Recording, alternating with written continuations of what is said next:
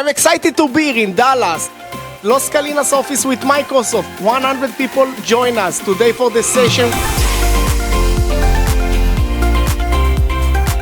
Today at the Microsoft Technology Center in Dallas, we've had a huge amount of excitement around all of our latest integrations and connections into Azure OpenAI. This has been an absolutely incredible event. The connection with other existing customers, learning about their structure, learning about the future possibilities. Anything I could even dream of, they talked about today. We can assist the teams, the authors, to be able to generate the best content available, but with the governance, with the controls, to ensure that everything is accurate, correct, and exactly what's needed by the end users.